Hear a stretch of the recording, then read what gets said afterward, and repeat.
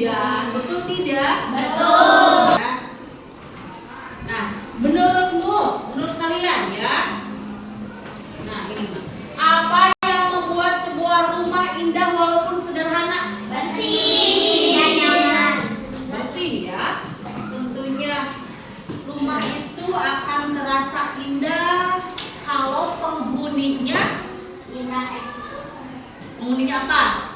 Rajin merawat rumah itu ya, rajin membersihkan rumah ya. Rumah itu akan terlihat nyaman apabila rumahnya bersih. Jadi tergantung kita memilihnya mau bersih apa, mau nyaman apa tidak. Kalau misalkan mau nyaman, oh kita berarti harus menciptakan kenyamanan itu dengan bersih. Sebaliknya, kalau misalkan rumahnya tidak bersih, tidak nyaman. Terus bakal apa? Kotor. Iya. Nah, bagaimana suasana rumah impianmu yang paling indah? Coba. Rumahnya besar, apalagi? Bersih, apalagi? Kalian memimpikan rumah yang seperti apa sih? Rumah impian kita yang besar. Kalau yang besar nih, Yuna pengen rumah yang besar. Tapi dalamnya acak-acakan atau misalkan kotor. Nyaman tidak? Ya, berarti intinya apa? Rumah walaupun sederhana, walaupun kecil, ya, tapi kalau dalamnya bersih, rapi, itu akan membuatnya nyaman untuk kita tinggali, jauh dari penyakit. Betul tidak? Betul. Ya. Nah, mengapa rumah disebut sebagai tempat terindah untuk kita kembali? Karena tempat kita beristirahat. Betul. Apalagi? Karena tempat kita berlindung dari apa, Bu? Dari panas. Kita mau di mana? Mau di luar? Tidak. Dari panas. Terus dari apa lagi? Hujan. Ya. Dari angin, dari hujan, dari panas. Ya. Oke.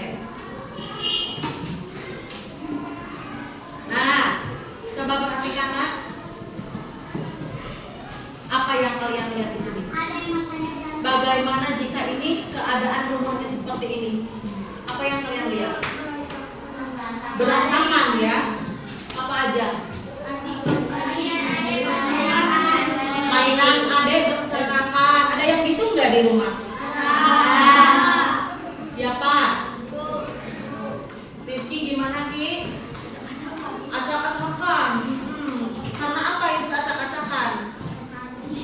Adik. Terus Iki nggak bantuin? Bantuin beresin. Terus apa lagi yang di rumah kalian acak-acakan? Piring kotor. Dibersihin nggak sama kalian? Terus apa lagi itu? Ibu sibuk sendiri. Kenapa ibu bisa sibuk sendiri? Apa? Main HP. Jadi lupa ngurus pekerjaan rumah gitu. Jadi sibuk sendiri main HP. Gitu. Ya, kalau misalkan seperti itu terus-menerus, rumah tidak akan nyaman untuk kita tinggali ya. Di rumah mama sibuk sendiri, atau misalkan bapaknya sibuk sendiri, ya, atau misalkan kalian tidak mengutamakan kebersihan, ya. Terus di rumah kayak acak-acakan ya, ada piring di mana aja, terus ada mainan bekas adik bermain. Ada yang kayak gitu nggak sih? Ada? Punya adik nggak, Jung? Yang punya adik? Sering bermain di rumah tidak? Sering acak-acakan nggak mainannya? Apa yang kalian lakukan jika kalau misalkan adik bermain itu acak-acakan? Apa yang kalian lakukan? Yang pertama, kalian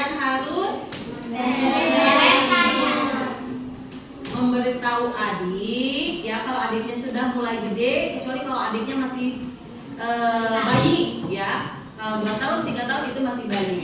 Nah, kita yang harus membantu membereskan mainan. Yang pertama kalian memberitahu adik ya, membimbing karena kalian sebagai kakak. Yang kedua membantu adik untuk membereskan. Insya Allah rumah tidak akan berantakan. Paham?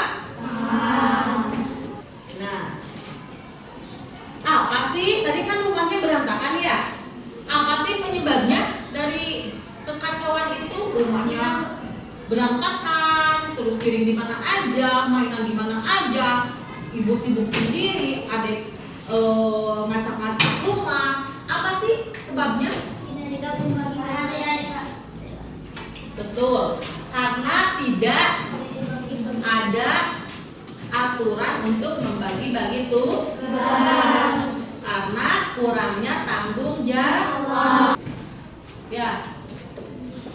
Pernah terpikir ada tidaknya robot yang bisa membantu menyelesaikan masalah sehari-hari di rumah? Pernah tidak? Pernah terpikir tidak? Atau kalian pernah lihat nggak robot yang bisa menyelesaikan rumah? Pernah? Kalian pernah lihat di mana ada robot yang bisa membersihkan rumah? Di film. Ada ya? Ada. Oke. Jika tidak ada, yuk kita ciptakan robot tersebut. Nah, ingat nak, robot itu buatan siapa? Manusia. Siapa yang menyeting robot tersebut? Manusia. Dia misalkan robot pembersih lantai. Dia akan terus aja bersih di on sama kita track di on ya. Ini robot ibu misalkan ya. Track dinyalain powernya. Ya ibu, karena ibu disettingnya membersihkan lantai, bisa tidak ibu mengepel? Bisa. Mengelap kaca, bisa tidak? Tidak. Karena ini ibu adalah robot pembersih lantai. Terus aja bersih-bersih lantai. Kalau tidak disuruh berhenti, kalau tidak dimatiin dia akan terus. Ya, beda sama halnya sama manusia. Manusia itu bisa bersih-bersih lantai, bisa lap jendela, bisa nyuci dalam satu waktu ya, bisa nyuci piring, bisa nemenin adik, ya. Jadi yang lebih bermanfaat itu siapa? Manusia, ya, makhluk yang paling sempurna. Tapi kita lupa akan tanggung jawab, ya kan? Tanggung jawab kita tidak memanfaatkan apa yang Allah miliki kepada kita, ya? Paham? Jadi robot juga segimana canggih tetap yang menciptakan manusia. Kalau kita diciptakan sama siapa? Sama Allah yang lebih agung, yang lebih maha segalanya, ya. Jangankan robot, manusia juga diciptakan sama Allah. Nah, supaya kekacauan tadi tidak terus-menerus terulang, bisa nggak kalian membantu ibu mencarikan solusi? Bisa. Di rumah. Kan kalau rumah kalian acak-acakan terus ya? Bisa nggak kalian mencari solusi? Gimana sih solusinya? Membagi-bagi tugas. Oke, membagi-bagi tugas. Yang harus dilakukan itu membuat langkahnya dalam pembagian tugas ya. Nah, baik. Nanti kita akan mencari solusi ya, membantu ibu ya menyelesaikan tugas rumah dengan berpikir dan bertindak sebagai robot. Ya. Nah, untuk hari ini kebetulan ya, dari apa gambar yang tadi kalian lihat, hari ini kita akan belajar tentang berpikir komputasional ya. minggu lalu kita sudah belajar tentang materi coding dan kecerdasan artifisial ya. Sekarang kita akan belajar berpikir komputasional ya. Apa sih yang dimaksud dengan berpikir komputasional?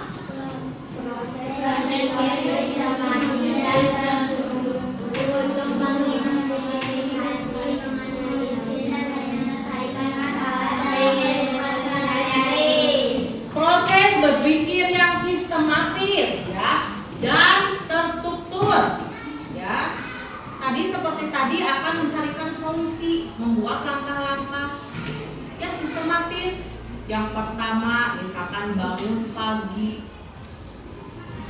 Yang kedua itu benar harus kita lakukan supaya apa? Kalau tadi di rumah supaya rumahnya bersih. Ya, supaya solusi yang kita ini didapatkan dari permasalahan kita. Nah, berpikir komputasional itu ada 4 prinsip. Ya, ada yang pertama ada apa? Yang pertama ada dekomposisi, yaitu apa? Memecah masalah besar menjadi bagian kecil ya. Jadi dari tadi masalah yang tadi kita temukan di rumah ya, kita pecahkan menjadi masalah yang kecil.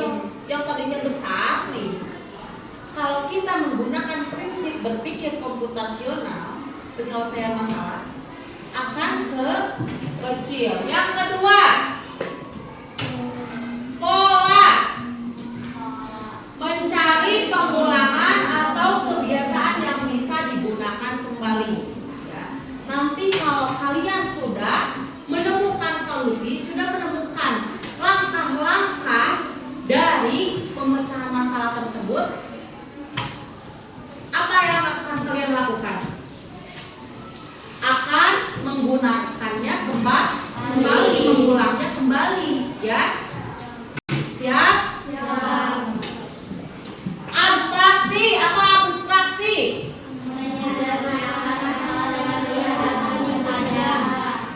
Menyederhanakan masalah dengan melihat hal penting saja ya. Terus algoritma,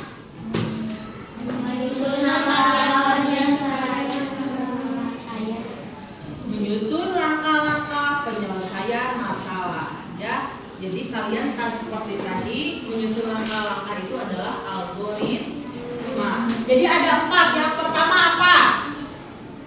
Yang pertama apa? 4 prinsip berpikir komputasional. Yang pertama yang kedua yang ketiga yang keempat algoritma. Sudah paham? Oke. Sekarang kalian sudah dibentukkan ini menjadi 4 kelompok ya. Yang pertama kelompok anggur, kedua kelompok mangga, ketiga kelompok Saturnus, yang keempat kelompok Jupiter ya. Di sini Ibu akan membagikan LKPD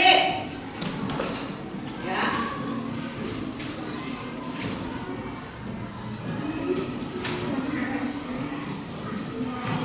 Kalian kerjakan bersama-sama, kerjasama ya, bersama kelompok ya. Tuliskan satu masalah yang terdapat di kehidupan sehari-hari dan tuliskan solusi langkahnya menggunakan 4 prinsip yang tadi. Ada 4 ya, 4 prinsip berpikir komputasional ya.